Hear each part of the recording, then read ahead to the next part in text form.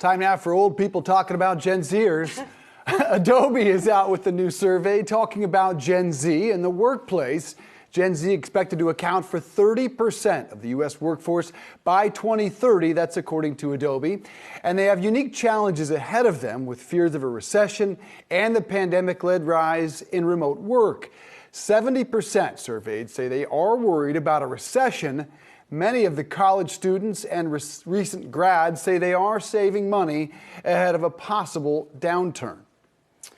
And Dave, those macroeconomic factors are clearly having an impact because 67% in this survey say that those macro factors have influenced or will influence their job choice when it comes to picking an industry or a company. 55% will look at a company's financial outlook before applying. 85% say that they're less likely to apply without a disclosed salary range. We know that's a very popular topic of discussion. This one, though, is a little surprising considering the appeal of remote work. 75% say that they would be willing to relocate to be closer to work. Clearly, they're emphasizing that Gen Z does see a value of coming into the office. I think the big question there is how many days they really want to come into the office. Most likely, they probably want some sort of hybrid situation. Another stat that did stick out to me was the startup and how only 16% saying that they would pursue a role with a startup or a small size company. Now, I'm a millennial, but I know there was so much excitement when I came out of college of people wanting to work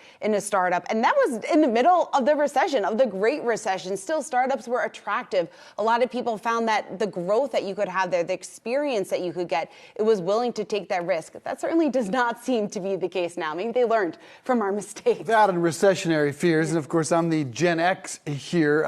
So as far as the being willing to relocate closer to a job, I think young people, regardless of what generation they're labeled with, they don't have a lot of attachments. They don't really care to be home all the time. In fact, they want a more social environment. They want to have happy hour. So that probably all lends itself to being in the office. And hopefully they want to learn in their first job, because that is all you want to do in that first job, is really learn for the job that comes after it.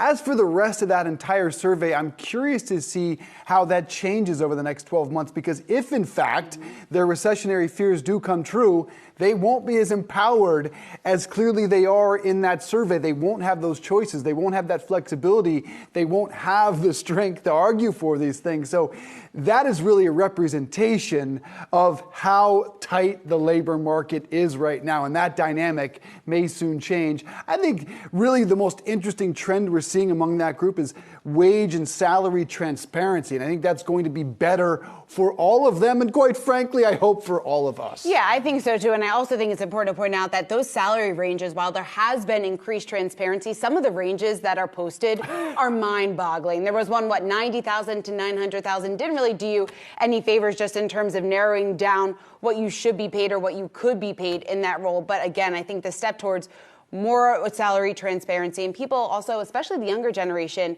are more prone to talking about it. They think you should be talking about salary transparency. So again, a huge focal point here for Gen Z when they're looking for a job.